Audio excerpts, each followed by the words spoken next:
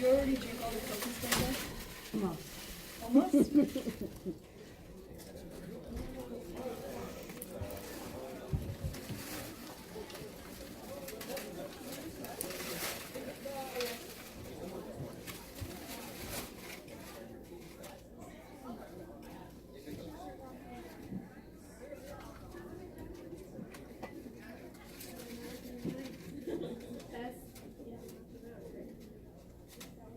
All right, come on in. Hello. Hello. What is that?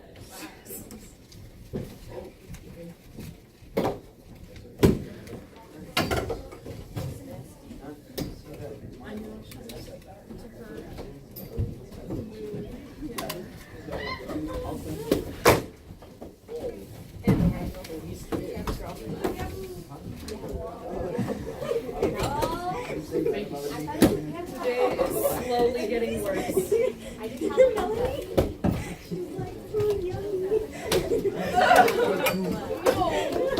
No, honey. No. Hey. All right, my buttons. Stop trying to every time. Okay, so we're going to begin this way. We're getting into our first text of the unit. Obviously, this is more of a humanist approach. I'm not going to tell you anything because I just want you to look at the image and analyze it. Okay? And so I'm going to give you about 2 minutes to do so.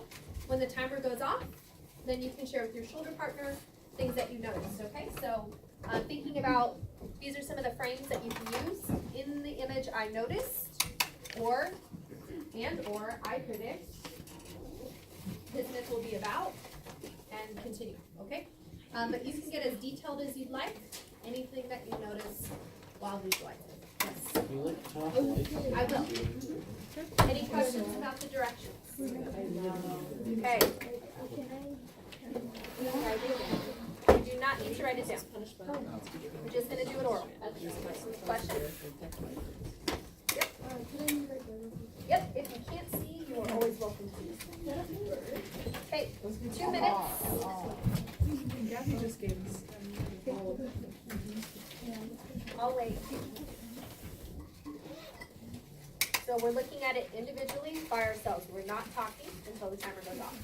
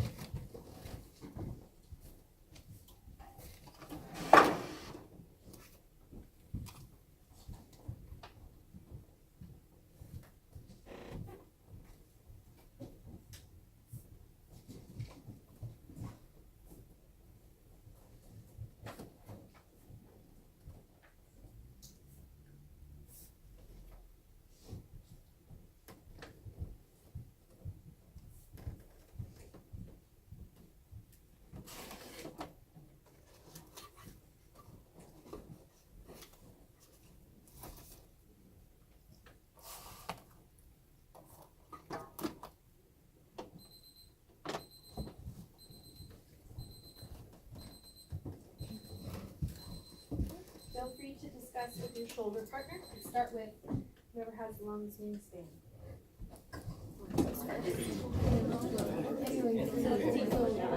Actually, I think your wingspan will go up all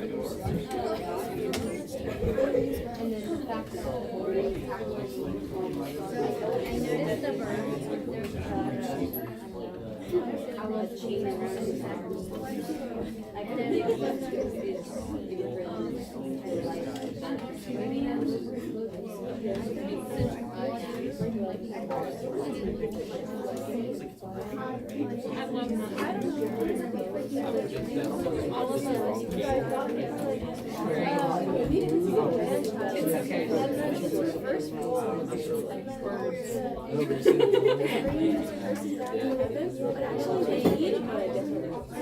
And they sent out their like, they sent out their like miniature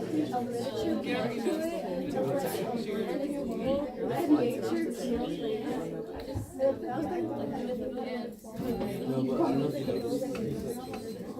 It's changed. All right. I'm gonna hear from a few of you. You can either tell me something that you noticed or something that your peers stated, okay? McKenna. I noticed kind of like a light in, you said McKenna, right? Okay. I noticed kind of a light in the middle of the picture, with some like cloth around the man, thinking that it might symbolize something religious. Okay, thank you. Meredith. It looks kind of familiar like a Greek myth that I've heard about a man getting his liver eaten out every day as like a punishment. Okay. And I didn't really think of that until I saw the chains around his hands. Okay, so you're noticing the chains here. Okay, thank you. Michaela. I feel like it might have to do something with like nature and humans. Okay, why? What details told you that? Well, with the bird like attacking the man. Okay, thank you. And Abel. Where are you these days? Oh. I think, like, is that a bird in the top, like the very top? You mean up here? Or no, right next to it? Here? Yeah. This is his wing. The bird's wing. What's on his head? I thought that was a different bird. No, so it's like a tree in the background, and then this Yeah, his is head's right there. wing here, wing But wait, it was something in the There's a Okay. talon on his head, a talon on his Okay. crotch, and then here. And his mouth. Belia. I noticed a bird like kind of trampling a man and thinking like something. I feel like the bird symbolizes something that he created, and then the man is kind of like the creation turned on him. Something like that. Okay, thank you. All right, so we're gonna come back to this image and see if any of your predictions, assumptions were correct. Before we do that, can you please make sure you grab a sticker, put it on the front of your workbook, write your name on it.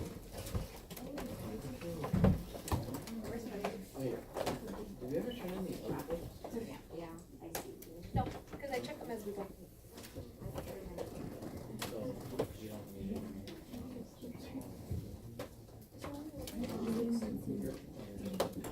I still can't see. Where'd you put your?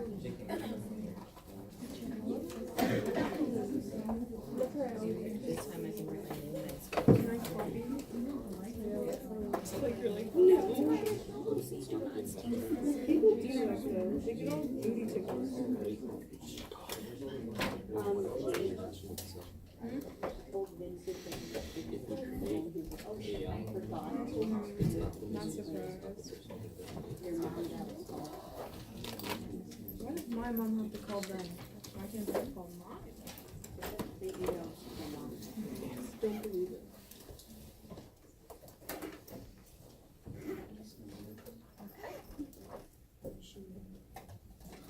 So I know it's been a while, so we're gonna go over kind of the expectations for when we're doing work in the workbook, and what you guys are responsible for.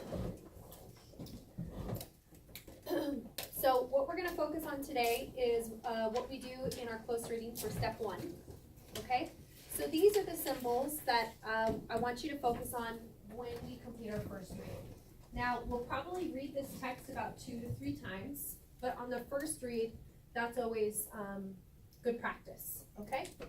Now, the point of this is also so that you are digging deeper into what you don't know, okay? So in terms of circles, there may not be that many for you guys. A lot of you are reading at a very high level. I know that. I know your reading level, okay? So if you don't have a whole lot of circles, I may not be too concerned with this text. However, it doesn't mean that you may not have any questions or boxes, because there might be references in this text that you aren't familiar with, or that you have like a little vague inkling, like I feel like I learned that when I was in 3rd grade, but I don't quite remember, okay? Those are still items that you can put question marks next to, okay? So, but the point is to be engaging with your reading. Exclamation point, of course, is anything that surprises you or that you have an emotional reaction to. And I would say that even myself, and I do these steps when I leisure read. I just can't help myself. When there's a moment in the text where I'm like, oh my gosh, I can't believe that just happened, I'll usually put a little exclamation point next to it. And then, you know, when I come back to it, I'm like, oh, it's like capturing how I felt in that moment, you know? So that's the whole point of close reading is to really be dialoguing with the text, okay? And it will be necessary because we are going to do something with it when we're done. So these are the steps, the symbols that I want you to complete while we're reading. Any questions? Okay, so let's get to our first story. Raise your hand if you do not have a workbook.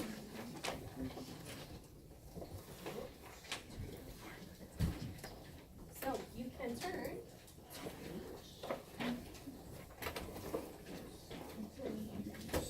five.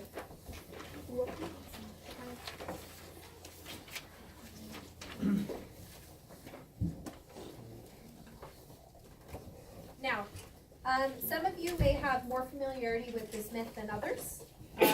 Bless you. That's okay. It's necessary for everyone to have an understanding of it because of where we're going next, which is Frankenstein. And Frankenstein's subtitle is actually The Modern Prometheus. That was the other title given to that text. So how can you understand what it means to be the modern Prometheus if you don't understand first who Prometheus is, right? So we have to know the story and make sure that we're kind of on level playing field. So once again, if you don't find words that you don't understand, please make sure that you're investigating anything where you want to go further. You want to know more about. I'd expect to see some question marks next to those. Okay? So I'll leave this up here so you guys can know the symbols. And I'll go ahead and just play the audio for you.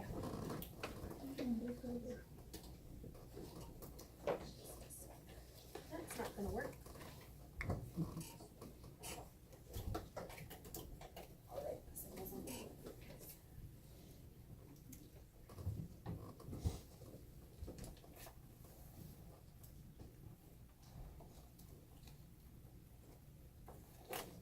Prometheus. Many, many centuries ago, there lived two brothers, Prometheus, or forethought, and Epimetheus, or afterthought. They were the sons of those titans who had fought against Jupiter and been sent in chains to the great prison house of the lower world, but for some reason had escaped punishment. Prometheus, however, did not care for idle life among the gods on Mount Olympus.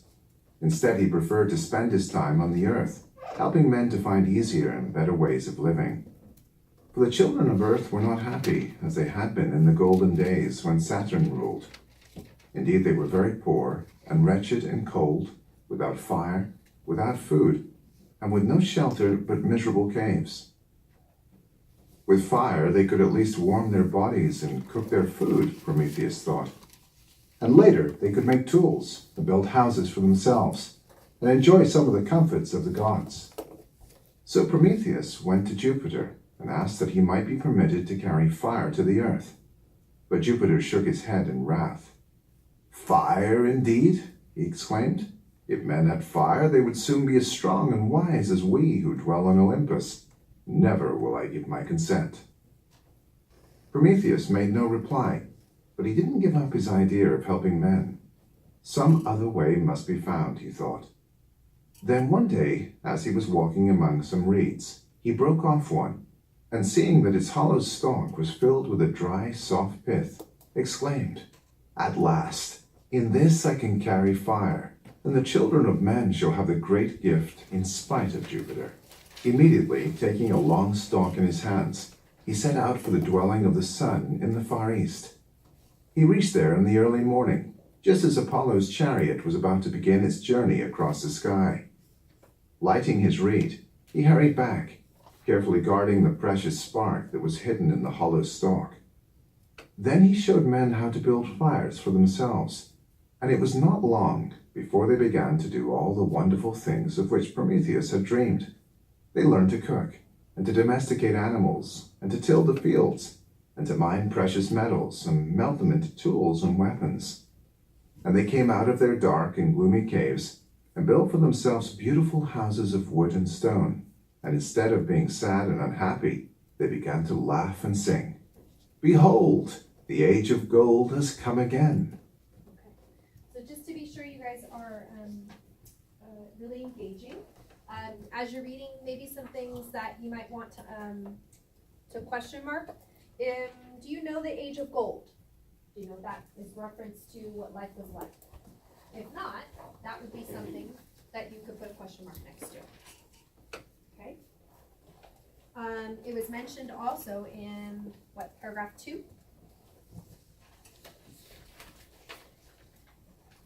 Okay. Another question you might have is, what do you notice about the names?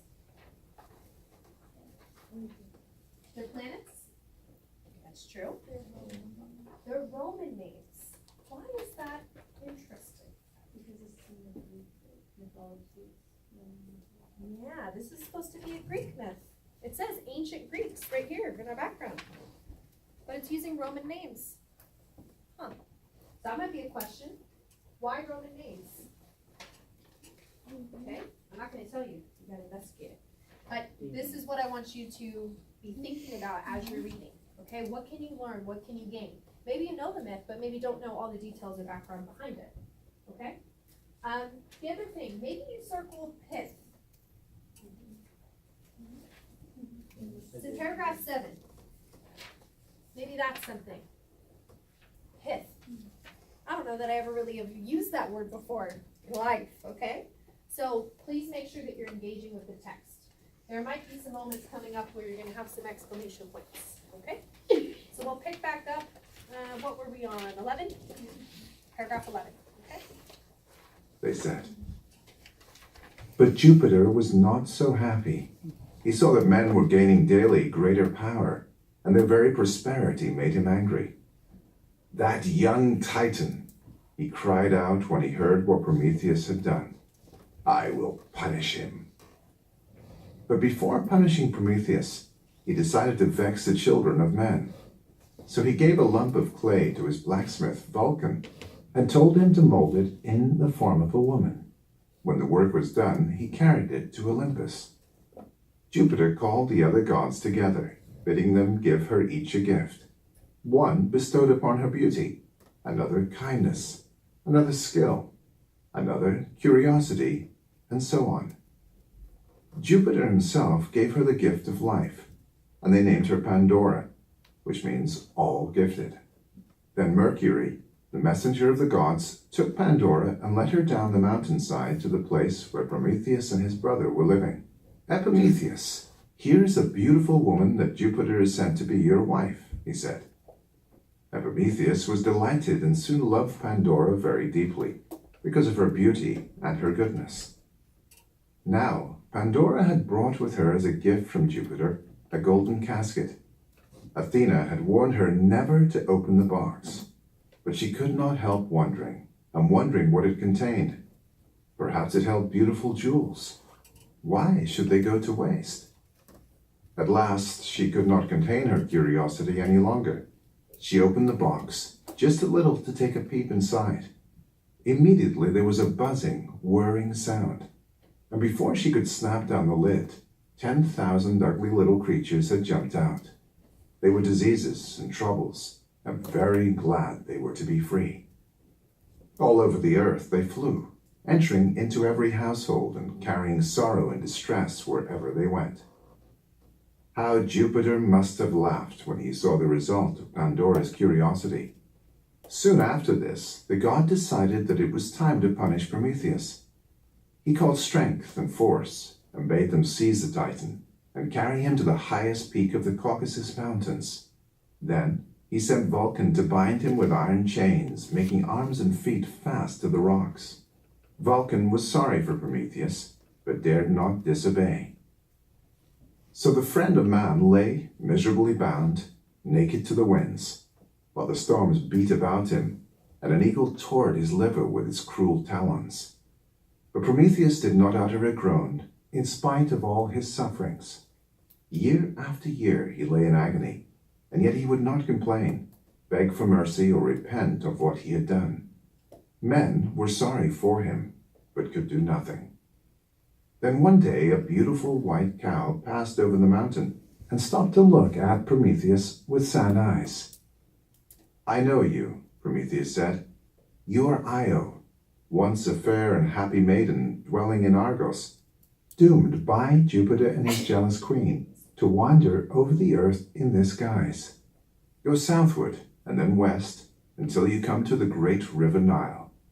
There you shall again become a maiden, fairer than ever before, and shall marry the king of that country, and from your race shall spring the hero who will break my chains and set me free." Centuries passed, and then a great hero, Hercules, came to the Caucasus Mountains. He climbed the rugged peak, slew the fierce eagle, and with mighty blows broke the chains that bound the friend of man. Okay, take 1 minute to share your reactions, if you had any exclamation points or questions. Okay, let's start with Shorty Wingspan first now. 1 minute. Okay, so this. We have this dude who has a and he does but then we had to advice to not hold it.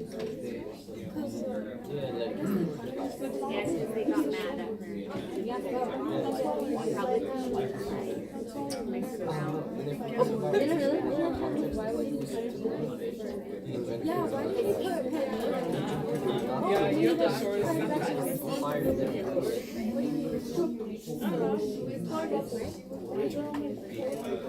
Yeah, this is But they didn't really like use it. They were just happy that they got used. Like they didn't know they weren't supposed to use it. So that it wouldn't be their fault. Because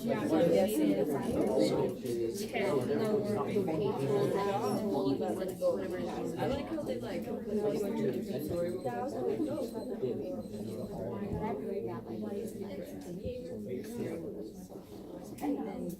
Let me hear some reactions. Zach. Like reactions, like question marks. Either way. Yeah, so I was kind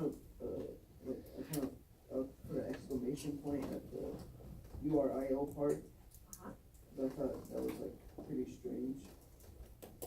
That he could recognize her, or? Yeah, and then I also put a question mark at 16 because it said that the wife was for like Prometheus, and I thought it should be for like Prometheus if it was a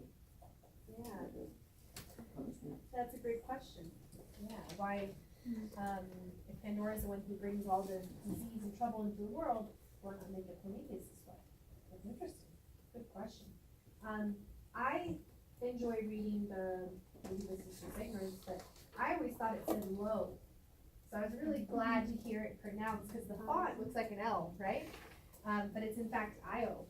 So I might want to know more about that story. And I heard you guys talking about how come she's trapped into this cow body. What's the myth behind that? Okay. So if you don't know that, that would be something to look into, right? And perhaps we also had some reactions for poor Prometheus, 23, right? Having to be torn at because of that. So, Shane, what's something that you questioned or reacted to? Oh, so I was curious why Jupiter kind of hates like men. What exactly is that about? Yeah. And I put an exclamation point after the last sentence in paragraph 25. which says, "And from your race shall spring the hero who will break my chains and set me free." It's just cool to see that he predicted that. Yeah, that he knew that would happen. Yeah.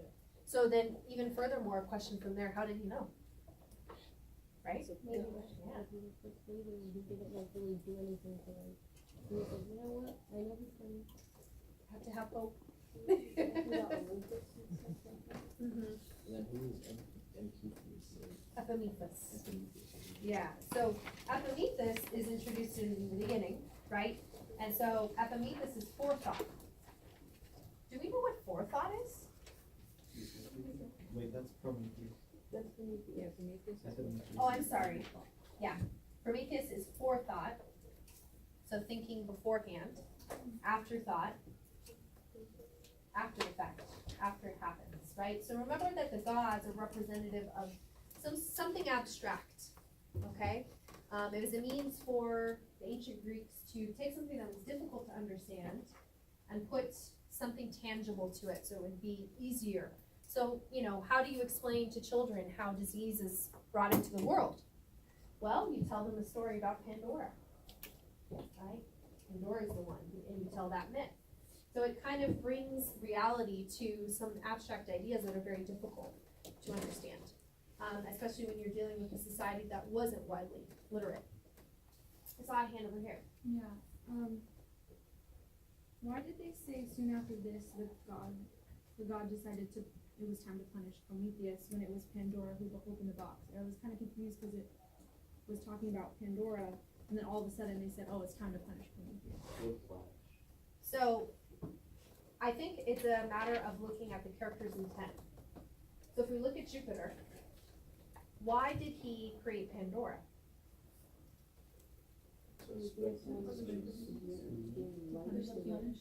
Well, let's look at 13, first line of 13. What does it say?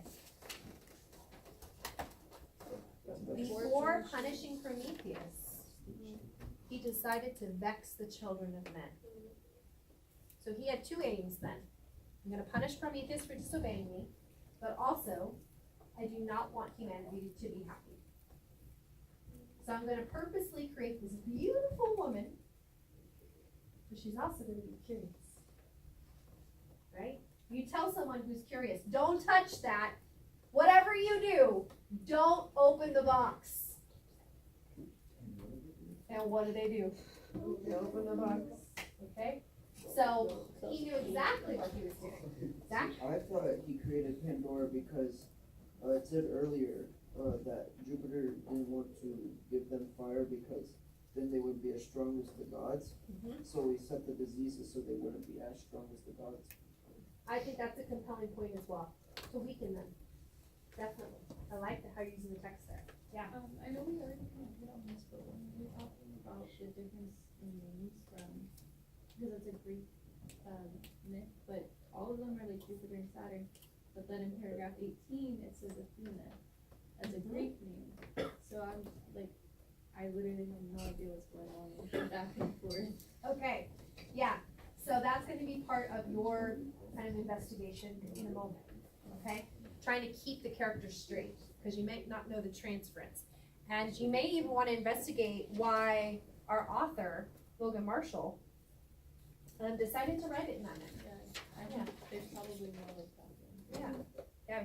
I think I know why Jupiter gave Pandora to Epimetheus instead of Prometheus. Okay. Because Epimetheus is afterthought. He wouldn't have seen her opening the box until after the fact. That's So a good point. if he'd given it to Prometheus, he would have seen it and he would make sure that Pandora wouldn't open it. Right, because he's forethought. Right, he could probably see that quality in her, know that she's curious, and put it in. Yeah, excellent point, Jay. So then could we relate that to the cow, Aya, and how he knew that would happen? That Because he be has happy? forethought. Yeah. Yeah. Oh. Excellent. Excellent. Look at that. See that little pinball effect? That was great. Yeah, wonderful. Okay, so I'm gonna give you guys some time to investigate anything that just you really want to know. Any of those questions that have not been solved yet. You want to investigate items that cannot be solved in the text itself, right? Where you're gonna need to go outside the text to find that information. And when you do, you're gonna jot it in your note call, okay? So please have one representative from each table get enough Chromebooks for you. He doesn't like doing it, but I have a period who's obsessed with it. They'll walk up the ramp like this. Getting the Chromebook. I'm ready. No, this time I It's like, I'm not going to do it. This time I'm not getting my Chromebooks upside down, so. No, I'm thinking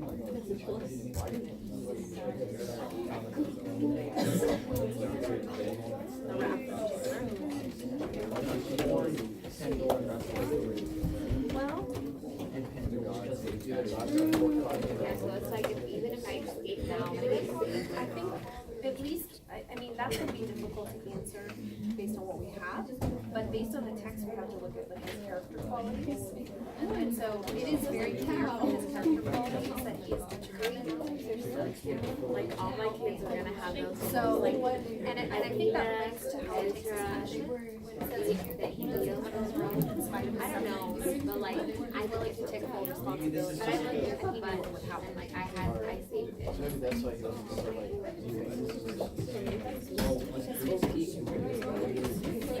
Yeah, I'm pushing the baby out, right? Yeah. Sorry, what? He doesn't have to go through that pain that I do. Like, I get to Yeah, maybe it was. I like good pain, so I said my kids. So you don't do it again. And I said, what about your husband? Well, yeah, if I go to your case, so I